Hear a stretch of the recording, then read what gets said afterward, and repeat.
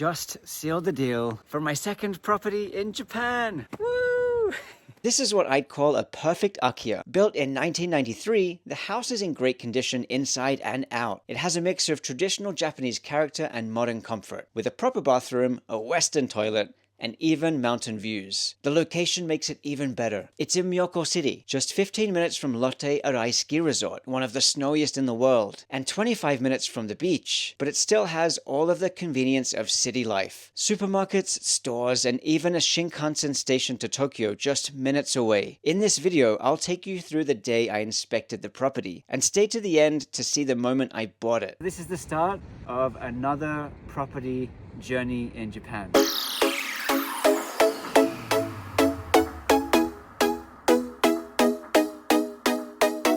Happy travels!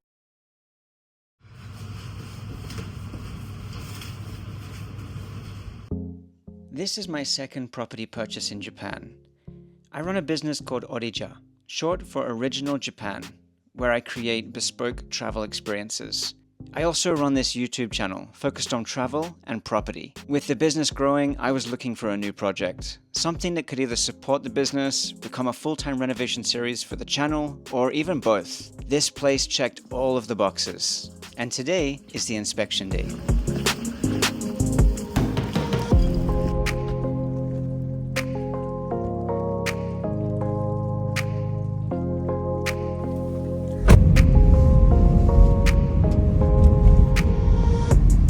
Right now, I'm on my way to inspect a property that's not too far from my house. And I think it actually might be a really cool house for me to buy. I had a super good season this year with giving some guided tours, with this continuation of YouTube that's doing really well, and I'm getting more involved with promoting Japan, countryside Japan. There's a lot of things that are going really well right now. There are a bunch of reasons why this house is really great. The first is the house itself. It's a 1993 property, built in 1993. It has a concrete base to it, so it's elevated off the ground. There's some parking underneath in that space.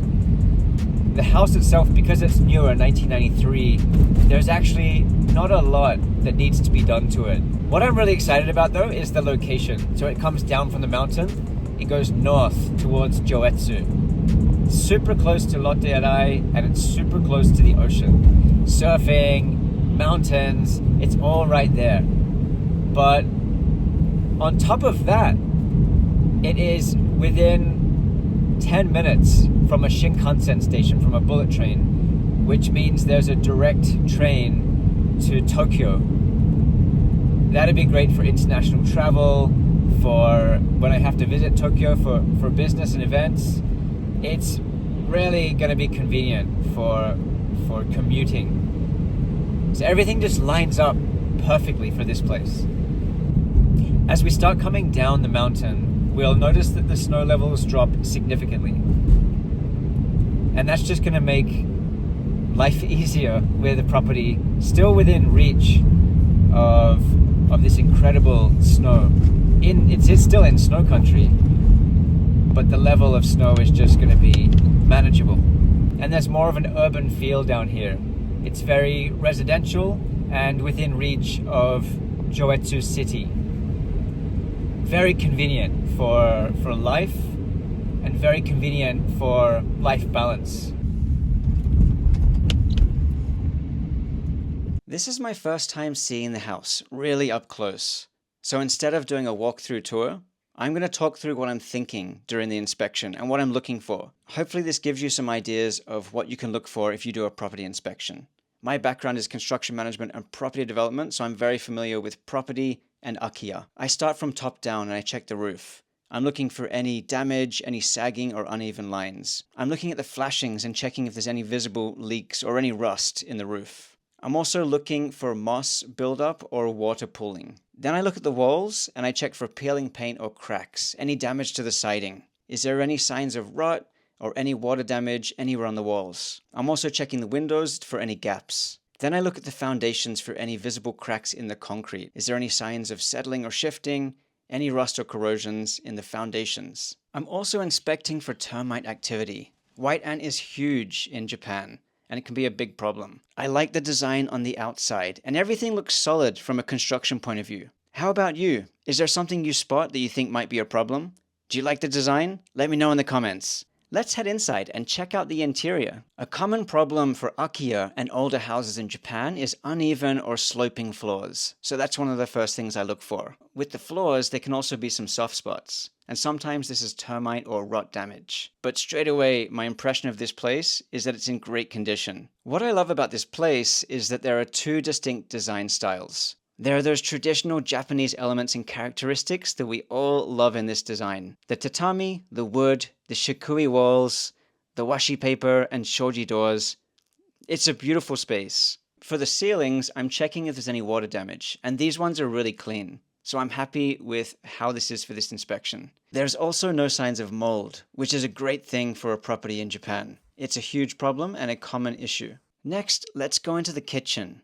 And here I checked the water, any leaks under the sink. It's good that the water was still running. It's not common to find that when you go into an Akiya, but here they hadn't disconnected the water, as the people were living here until recently. What do you think about this kitchen and the design? Is this something you would change or would you update? Could you give this a quick makeover?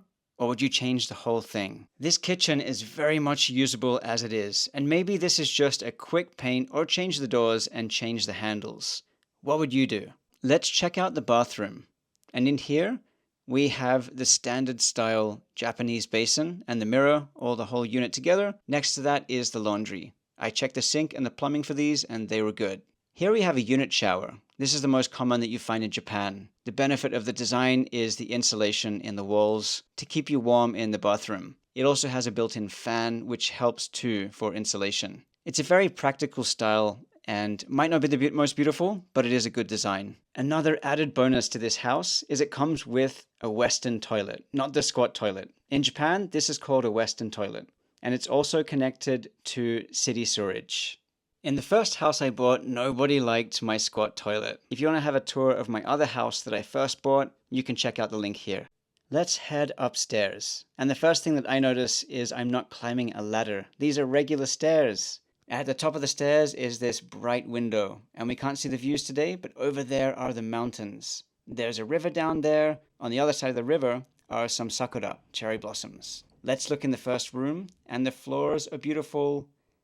The ceiling is clean without any leaks, and something I noticed straight away is the washi paper is in pretty good condition.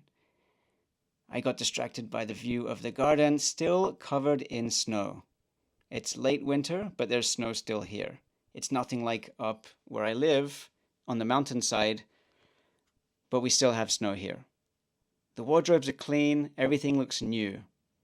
Outside, I have some beautiful views, and there's some space between me and the house next door. The walls here are clean, and it's modern upstairs.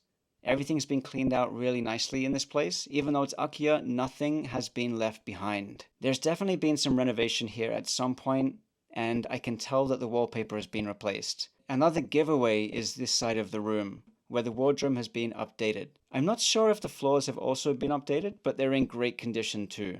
When the skies are clear, there's a view of the mountains on that side. It's over towards Lotte Arai Ski Resort. Everything upstairs is clean and in good condition. Let's head back downstairs, and there's something else that we'll check out, which is nice about this house. Downstairs is the concrete floor, and this is perfect for the winter. This keeps the house elevated, so there'll be less snow shoveling during the winter. Also, it helps with insulation for the house and easy access to under the house. If I want to change anything down here, it will be easy for me. I can also use this space for parking a small car. One interesting point about under the house is how low it is. If it were me, if I were building this house, I would have built it a little bit higher. But because this is snow country, it would have been built mostly for the snow. Having the house elevated with that concrete foundation will help with less moisture and help with the termite situation in Japan. So based on all of these positive points, the house is awesome. The location is great. And it's close to the mountains, it's close to the beach. I actually just signed a piece of paper to say that I'm buying the house. Life is amazing. I'm incredibly happy with how everything's turning out. Today is the big day. We're going to do the contract signing and put down the deposit on the house. I thought I would share with you what documents, what things we need to make this happen as a Japanese resident. So let me share what those things are. The inkan, the Japanese stamp. This is something that the real estate asked us to bring. They wanted us to have this as a Japanese resident. Put that in here safe. The next thing is the Juminhyo. This is something that we take from our city hall. It shows our resident status, where we live, and the information about us. If you were not living in Japan, instead of this, you would need an affidavit from your embassy, from your country. The next thing is the deposit, and that's pretty important. We're paying a 10% deposit, and it's in cash. It could have been transferred through the bank, but I chose to pay in cash. And finally, the other thing that's required is a driver's license. It's another form of ID, and I have that in my wallet as always. The other thing that I'm taking is a notebook, just in case there's anything important that I need to write down. Usually during the time with this real estate, they cover things in a lot of detail. It takes a lot of time, and after they've been through everything, they run through a checklist to make sure that everything was covered. It can take a few hours. There's a lot to go through in documentation. I'll put that in here too. All of this goes in my beautiful backpack from Pioneer. This is a wonderful product that's super high quality. This is great for my lifestyle of adventure, on-the-go travel, and just everyday life. This wallet is also made by Pioneer, and the fabric is really nice. It's super durable. I have a discount link for these beautiful products in the description of this video. Check it out. Let's go buy a house. I'm on the way to the real estate agent to sign the contract and pay the deposit. It's just a short drive away through the beautiful mountains and right next to the beach. Just got out of this 2.5 hour long conversation with the owner of the house, the real estate agent, and the scrivener. During the 2.5 hours, a lot of information was given by the real estate agent. So for example, that can be anything from what are the land boundaries, and that's provided on documentation. Also things more serious like any hazard information, and the real estate agent will go through a hazard map. So today we talked about flooding, we talked about the evacuation points. This is important information that needs to be given to us. They even talk about things like, do they know if there are any white ants in the property? Is there any serious damage to the property? Is there any asbestos in the property? We also talk through some of the rules that are required. So for example, can you knock down the house and rebuild it? Are there any strange conditions on the house that need to be talked through? Once this has all been discussed, there's actually a checklist that you go through after with the owner of the property, the current owner, and the buyer to say it's been discussed. And after 2.5 hours of long discussion, going through all of the documentation, the deposit's been made, contract has been made. So this is the start of another property journey in Japan. This is the first step to a new project in Japan, and I'm excited to get started. Follow along, join the journey, and let's see where this ends up. I got lots to share on this series. See you on the next video.